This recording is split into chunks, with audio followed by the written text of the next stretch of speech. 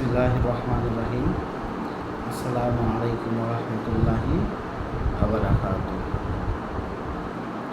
সম্মানিত দর্শক শ্রোতা এবং আমার শুভাকাঙ্ক্ষী বৃন্দ, আমার ইউটিউব চ্যানেল ইতিহাস কথা বলে এর পক্ষ থেকে আপনাদেরকে স্বাগতম এবং শুভেচ্ছা। আজকে আমি আপনাদের সামনে যে বিষয়টি নিয়ে আলোচনা করতে চাই সেটা হচ্ছে ব্যবসায়ী সিন্ডিকেট। ব্যবসায়িক সিন্ডিকেটের কারণে আজকে বাংলাদেশের এই অবস্থা, দ্রব্যমূল্যের ঊর্ধ্বগতি। বর্তমান অন্তর্বর্তীকালীন সরকার এবং ছাত্র সমাজ, সাধারণ জনতাকে সকলকেই বিষয়টা উপলব্ধি করার জন্য বলবো যে এটা জাস্ট আমার পক্ষ থেকে সামান্য একটু আলোচনা। যেহেতু দেশে গণতন্ত্র ফিরিয়ে এসেছে, সুতরাং আমার এই আলোচনাকে আপনারা কেউ নেগেটিভলি নেবেন না। এটা আমার মনের কথাগুলো, মনের ভাবগুলো আমি প্রকাশ করতেছি। কেউ আমার সাথে একমত হতেও পারেন, নাও হতে পারেন। কেউ আমার এই মতকে সমর্থন করতেও পারেন, নাও করতে পারেন। এটা আপনাদের সকলের ব্যাপার। তা আমার কথা, যেহেতু এতদিন কথা বলতে পারি নাই, তাই এই কথাগুলো বলতেছি। বাংলাদেশের একটু খেয়াল করেন, যখন বিএনপি সরকার ক্ষমতা থেকে চলে গেল, এটা 2006 সালের কথা বলতেছি, তখন ওনারা চাউলের দাম 15, 16, 17 এর মধ্যে রেখে গিয়েছিল। চালের দাম সেম, অন্যান্যতেই সেম। আচ্ছা, যখন ফখরুদ্দিন মঈনুদ্দিন 2 বছর ক্ষমতায় ছিল, তখন সেটা 35 থেকে 40 টাকার মতো চলে আসলো।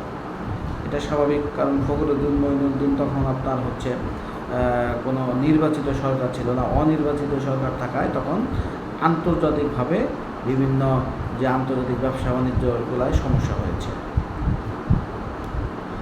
কিন্তু 2008 সালে বা 9 সালে নির্বাচনের মাধ্যমে যখন আওয়ামী লীগ ক্ষমতায় আসলো, তারপরে কিন্তু চাউলের দাম আর কমে নাই, বা অন্যান্য দ্রব্যমূল্য ওখান থেকে আরও বেড়েছে।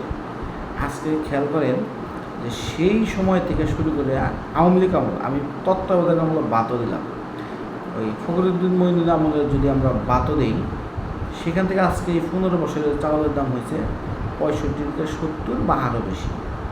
65 টাকার নিচে কোনো চাল নাই। সবচেয়ে মোটা চাল যেটা, সেটা 65 টাকা সর্বনিম্ন। তাহলে কেজিতে পারলো কত? প্রায় 25 থেকে 30 টাকা 16 বছরে। কেন উত্তর যদি আপনারা খুঁজতে চান, তাহলে আপনারা ধরবেন এস আলম গ্রুপকে ধরবেন, চিনির দাম কেন বাড়ল, সিটি গ্রুপকে ধরবেন, চাউলের দাম কেন বাড়ল, বসুন্ধরা গ্রুপকে ধরবেন, সয়াবিন তেলের দাম কেন বাড়ল, কাজী গ্রুপকে ধরবেন, ডিমের দাম কেন বাড়ল। এই 4টা গ্রুপকে যদি ধরতে পারেন, তাহলে চাল, ডাল, চিনি, ডিম আপনার সহজের মধ্যে চলে আসবে। এই গ্রুপ ছাড়াও আছে নজরুল ইসলাম মজুমদার, আছে বেক্সিমকো ফার্মাসিউটিক্যালের এই যে আমাদের দরবেশ বাবা, দরবেশ সাহেব, এরা যারা আছে, এই সিন্ডিকেট করে শেখ হাসিনার সাথে হাত মিলিয়ে এই বাংলাদেশের জনগণের বিপক্ষে তারা কাজ করেছে।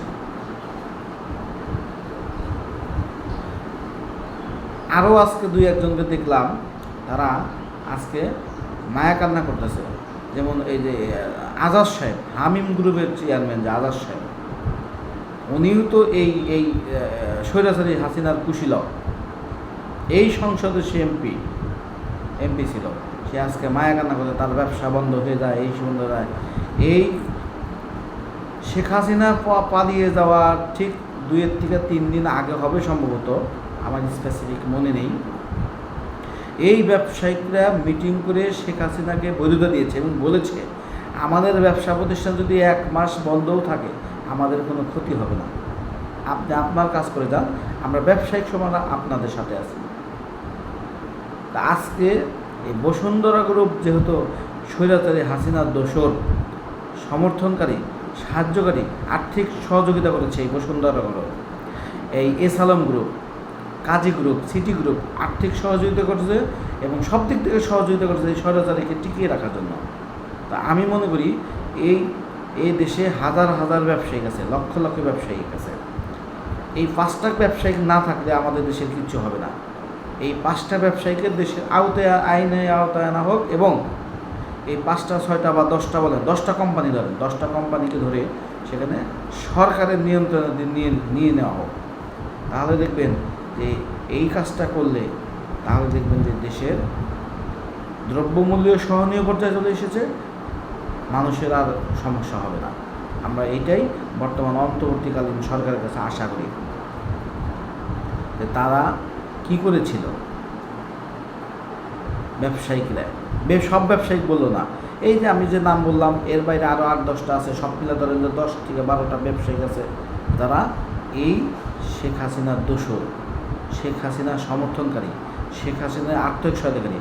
এই যে আজকে যে খুনের মামলা হচ্ছে, হত্যা মামলা হচ্ছে, শেখ হাসিনার বিরুদ্ধে মানবতা বিরোধী মামলা হচ্ছে, আমি মনে করি অর্থ সহায়তাকারী হিসাবে এই ব্যবসায়িকদের নাম এই মামলায় ঢুকানো উচিত। কারণ এই ব্যবসায়িকরা, এই আসালম গ্রুপ, এই বসুন্ধরা গ্রুপ, এই সিটি গ্রুপ, এই কাজী গ্রুপ, এরা এদেরকে অর্থ দিয়ে সহযোগিতা করছে, অর্থের যোগানদাতা ছিল এইসব ব্যবসায়িকরা। সুতরাং শেখ হাসিনার বিরুদ্ধে যেই মামলা হবে, সবটি মামলার ভিতরে এই ব্যবসায়িকদের নাম থাকা উচিত আমি মনে করি। আর এই বিষয়টা বর্তমান অন্তর্বর্তীকালীন সরকার এবং যে সমস্ত তাদেরকে তদন্ত করার জন্য দায়িত্ব দেওয়া হয়েছে, তাদেরকে অনুরোধ করব এই বিষয়টা খতিয়ে দেখার জন্য। এবং আমি মনে করি নিরপেক্ষভাবে খতিয়ে দেখলে এই সকল ব্যবসায়িকরা শেখ হাসিনার দোষর হিসাবে, শেখ হাসিনার অর্থ সহায়তাকারী হিসাবে এই সকল মামলায় তাদেরকে কি জড়ানো সম্ভব না বলতে, আমি জড়ানো বলবো না, আমি এখানে বলবো তাদেরকে, তারা জড়িত সেটা প্রমাণ পাবেন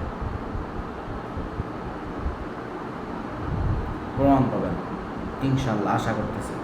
সুতরাং ব্যবসায়িকদের কোনো ছাড় নয়, তারা এই 16 বছরে কত টাকা পাচার করেছে আমরা দেশবাসী, জনগণ জানতে চাই। এই ব্যবসায়িকরা এত ফুলে ফুপে কীভাবে উঠলো, তাদের অর্থের যোগানদাতা কীভাবে আসলো, তারা ব্যাংক কেলেঙ্কারি করেছে, আমরা এই দেশবাসী জানতে চাই। পরিশেষে বর্তমান অন্তর্বর্তীকালীন সরকারকে শুভেচ্ছা জানিয়ে এবং আমাদের পক্ষ থেকে জনগণের সব ধরনের সহযোগিতা করা হবে, এই কথা বলে আমি এই কথা আজকের মতো শেষ করছি। সকলকে ধন্যবাদ। আসসালামু আলাইকুম ওয়া রাহমাতুল্লাহি ওয়া বারাকাতুহু।